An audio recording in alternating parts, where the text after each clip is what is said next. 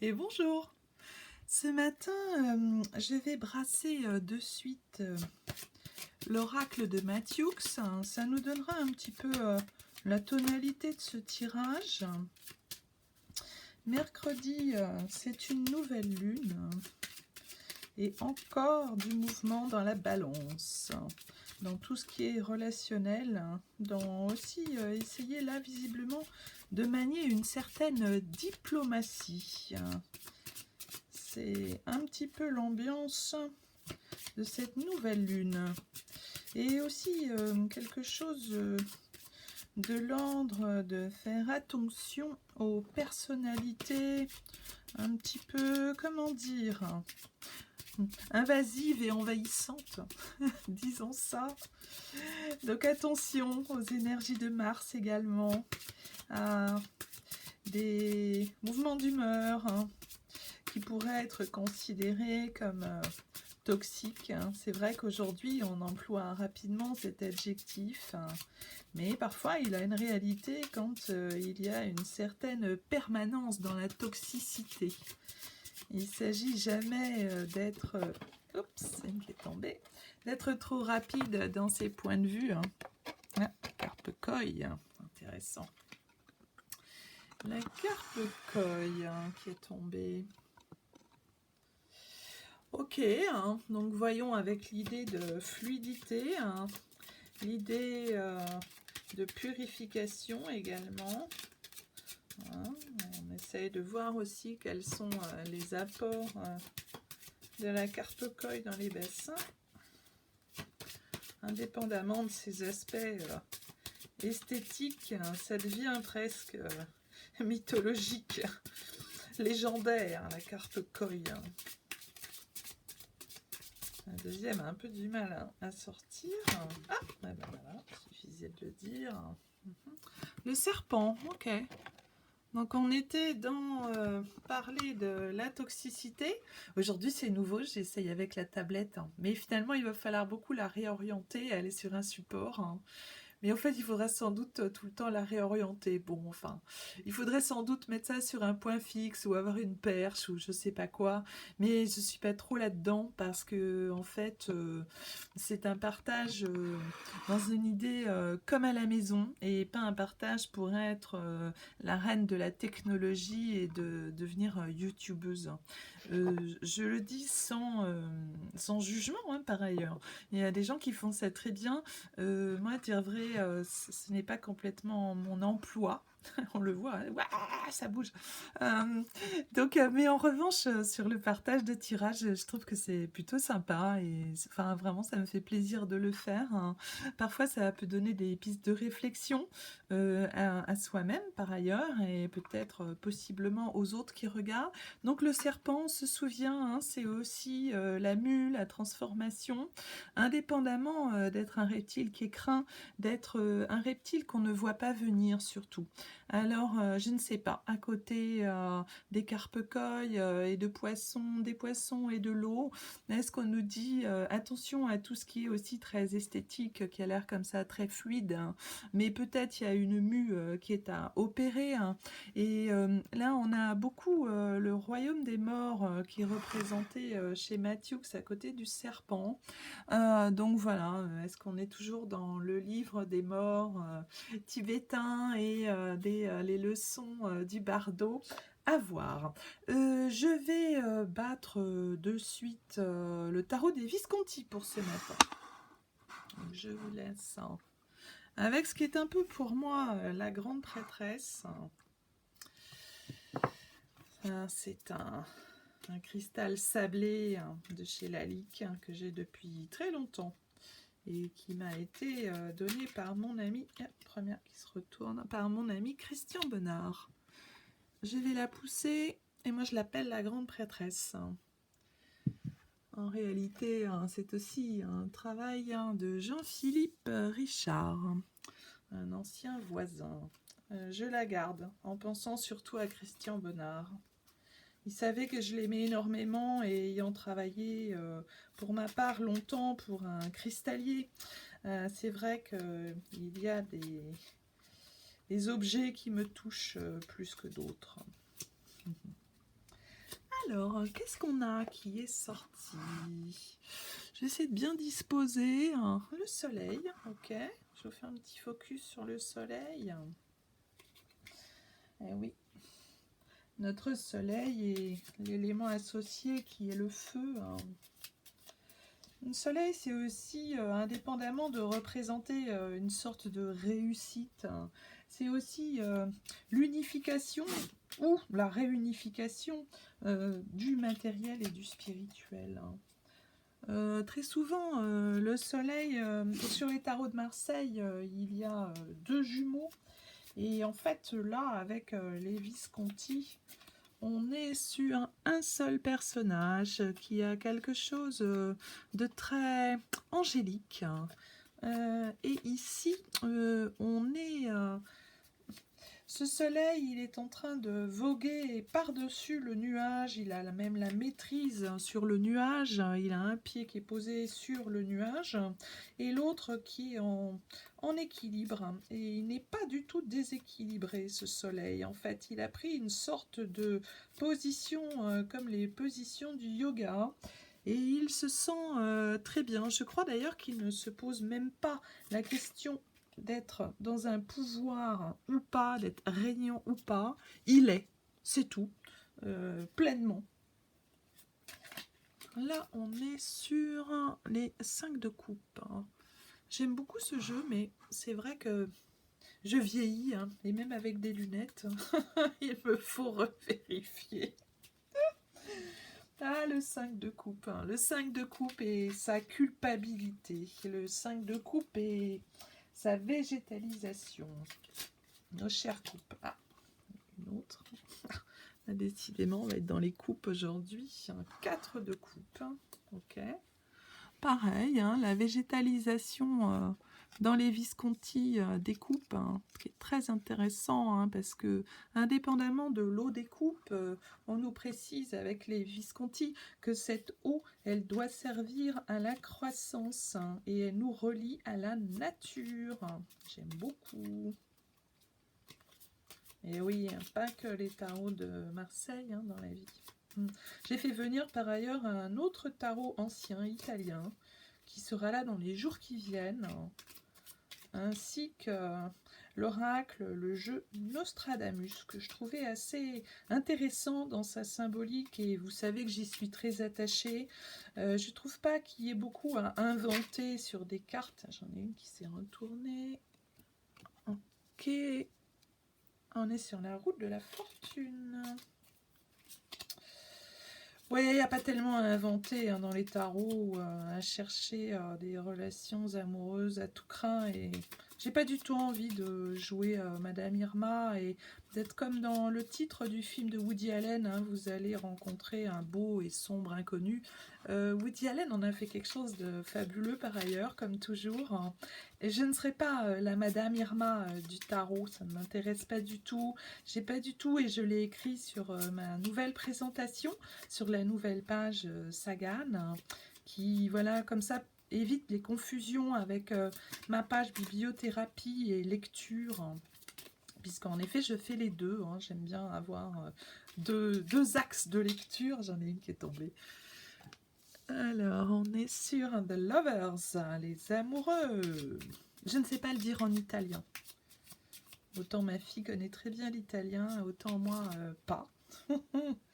À part 3 mots pour faire la maline.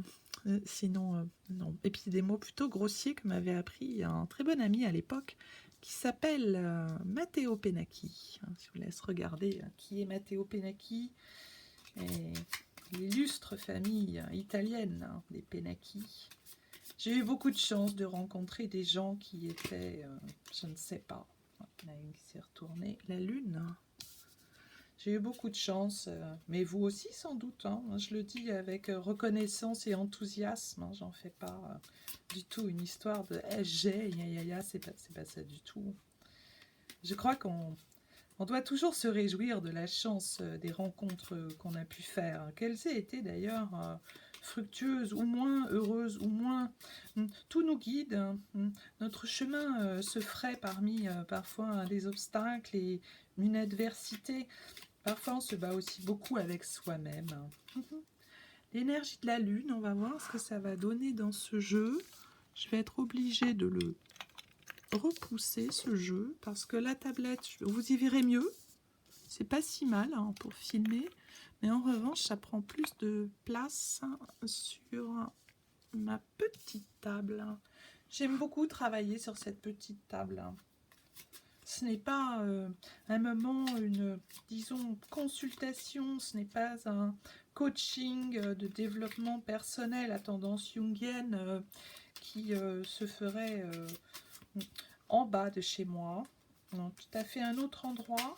Là, c'est chez moi parce que c'est un tirage beaucoup plus confidentiel et qui n'a rien à voir avec, ou qui a peu à voir, disons, avec ce qu'on ferait en développement personnel. C'est un petit peu différent. Ah, ok. Nous voici avec des bâtons et c'est le 6. Alors, il nous en manque. Il nous en manque.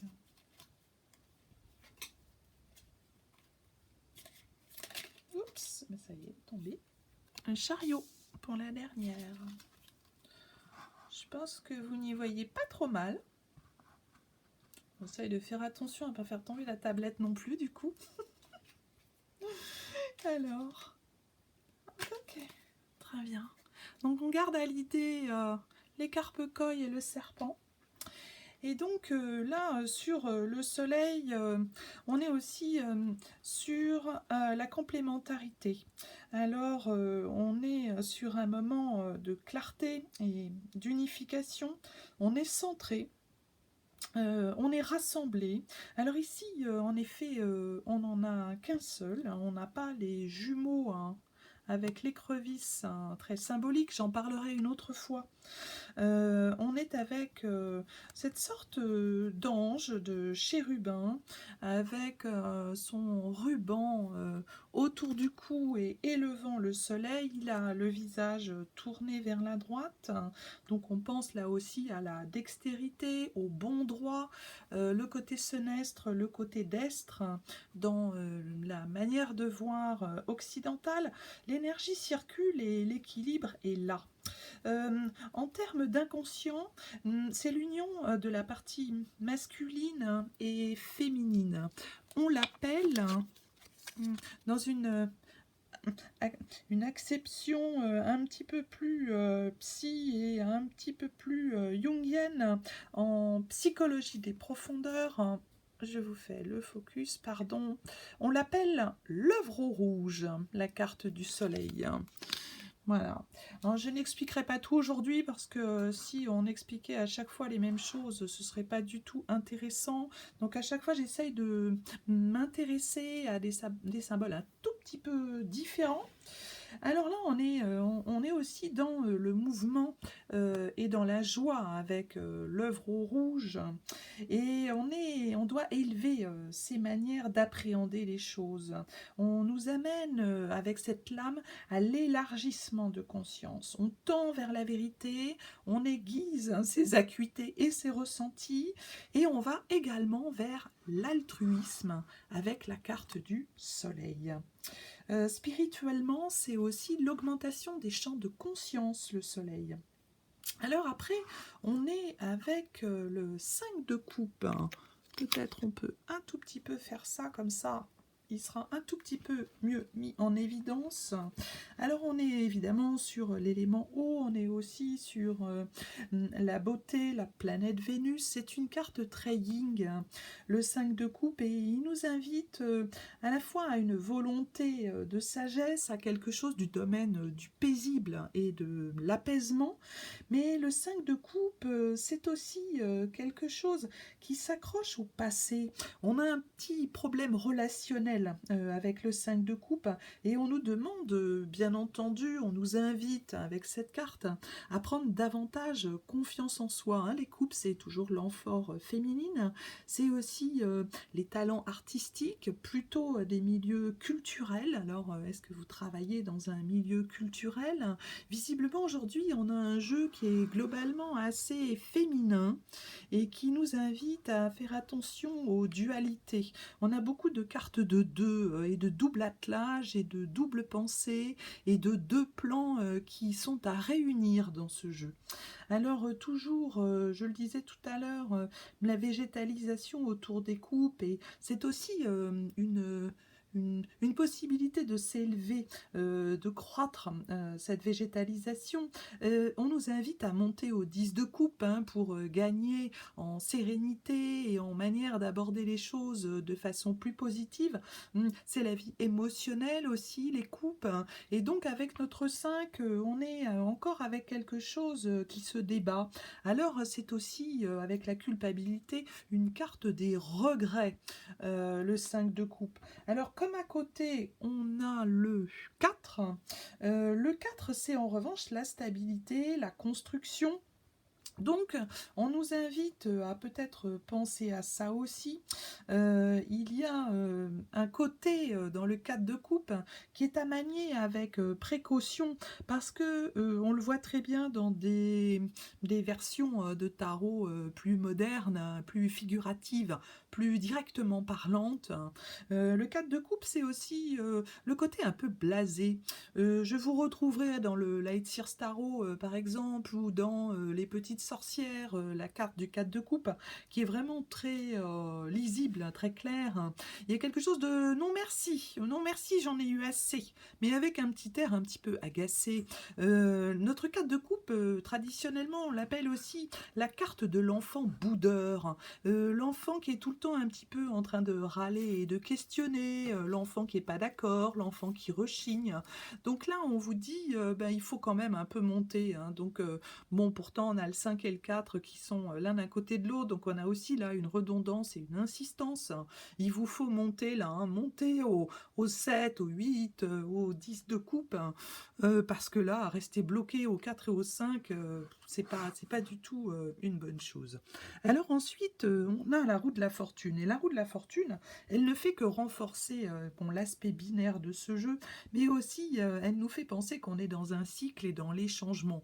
Alors est-ce que ce sont des changements liés aux aspections de la Lune, par exemple, et à notre côté balance de cette nouvelle Lune? À voir. C'est aussi la roue de la fortune, les deux énergies, hein, le yin, le yang. On a l'énergie cosmique du sphinx qui est vraiment très très bien représentée avec les tarots Visconti. Vous le savez, c'est un jeu que j'aime beaucoup. Je vous fais le focus. Voilà, donc on a notre sphinx au-dessus et on nous invite là aussi à une certaine élévation dans le choix que nous avons à faire. Alors, personne n'est censé souffrir écrasé par la roue. On le voit en bas, on voit sur les côtés que ça se passe pas très bien non plus. À gauche, un tout petit peu mieux qu'à droite, bizarrement, alors qu'on est dans un sens et une compréhension occidentale des Visconti, forcément. Bon, pourquoi est-ce que ça se passe mieux à gauche? Est-ce que la part senestre, pour une fois, va éclairer davantage un choix qu'il va falloir faire? Bon, un petit peu étonnant à voir. Toujours est-il qu'on est dans l'impermanence. Vous le savez, on est dans le flot, le flux, et vous êtes ce flot et le flux. Donc il nous faut, avec la roue de la fortune et cette roue karmique, prendre conscience des cycles, des choses qui sont apparemment opposées, mais en réalité, on va vers une complémentarité. Donc il n'y a pas de binarité de la pensée à privilégier. Il n'y a pas été, hiver, jour, nuit, noir, blanc, homme, femme, hétéro, homo, je ne sais quoi. Il y a à faire avec tout ce qui est et ne pas être dans les pensées limitantes, ni être dans son nombril, ni être dans trop de choses tournantes, de pensées obsédantes. Et ça, j'aime beaucoup cette image de la roue du hamster. Vraiment, j'ai trouvé ça l'autre fois sur YouTube et ça m'a fait penser forcément à la roue du hamster, des hamsters qu'on a souvent eu quand on était enfant. Avec ou sans roue. Donc voilà, on fait attention parce que là, on est avec des énergies qui peuvent être bloquées avec cette roue de la fortune. Hein. Il y a des moments, elle s'arrête de tourner aussi. Et on arrête de la tourner parce que on est aux prises avec des problématiques hein, de gauche et de droite. Et notre côté senestre, il est peut-être là. On est pris entre senestre et destre. Et qu'est-ce qu'on fait avec ça? Eh bien, il va nous falloir avancer.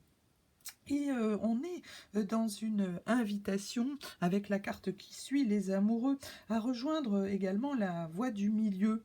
Alors là, avec les amoureux, on est dans des énergies yin hein, et on a toutefois dans l'influence de Vénus, les choix, les émotions, mais on a toutefois hommes et femmes. Donc on nous dit bien de manière assez caricaturale hein, qu'il nous faut sortir de ça et que peut-être il n'y a pas de choix immédiat à faire, en tout cas pas entre un homme et un autre homme, une autre femme, un homme, une femme, non c'est pas ça, c'est plus l'idée, on est entre raison et passion et il nous faut réduire les antagonismes, ce à quoi nous invite la psychologie des profondeurs hein, et tout ce qui est courant psychanalytique plutôt jungien, il nous faut réduire absolument les différences, les trop grands hiatus, la part ambivalente que nous avons en nous.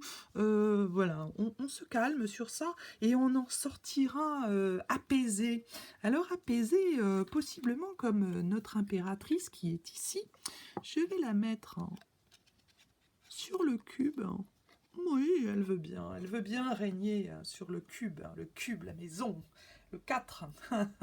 Alors notre impératrice, elle est plutôt bien ici, évidemment. Elle est là, vous le savez, la lame de la féminité, c'est le 3, c'est la créativité, c'est la sérénité et l'ataraxie dans la sérénité. Elle est aussi la carte de l'abondance. C'est la possibilité, dans ce jeu particulièrement, c'est la sorte de résolution de la deuxième ligne, qui est celle du présent. C'est la résolution par l'accueil de tous les potentiels, vos potentiels. L'impératrice, c'est le lien physique entre la Terre et l'univers. Elle est l'amour bienveillant, l'amour accueillant, l'amour ouvert. Elle a sa main qui est très clairement ouverte, qui vous est présentée, pas tant pour un baise-main que pour vous prouver son honnêteté. Dans l'autre main, elle porte son écusson, on pourrait dire bouclier, je n'aime pas trop ce mot, son écusson. Elle est protégée et elle vous rappelle qu'elle descend d'une lignée. Elle appartient à une famille. Elle met en avant la protection, mais également ses valeurs, son code d'honneur. Nous avons tous un code d'honneur et nous avons tous à faire avec le respect. Alors le respect des autres et le respect de nous-mêmes. Cette impératrice, elle est régulièrement associée au pendu, hein, on le voit parce que j'ai déjà changé mon focus, hein. Elle est la lame 3 et elle est régulièrement associée au pendu qui est le 12. Nous avons, c'est ce qui est le plus intéressant et qui nécessite le plus de temps et d'expérience, et l'association des lames de tarot entre elles pour arriver à une signifiance et à une cohérence des lames entre elles. Elle est régulièrement associée au pendu qui est le 12. Et pourquoi on a mis le 12 sur le pendu et le 3 sur l'impératrice? Eh bien justement pour montrer les liens entre les deux. Alors attention avec le 3 et avec l'impératrice, à l'étouffement, à l'emprise de l'impératrice. Très souvent, malgré ces bons aspects que nous avons évoqués dans un premier temps, on va toujours parler du positif, mais enfin, il nous faut quand même faire attention aux aspects négatifs un petit peu gorgone de l'impératrice. Il faut sortir de sa fascination, car en effet, elle peut aussi être une sorte de personnage. Donc la Gorgone, je rappelle, Méduse, Euryale, Sténio, vous verrez cela dans tout ce qui concerne des choses plus mythologiques.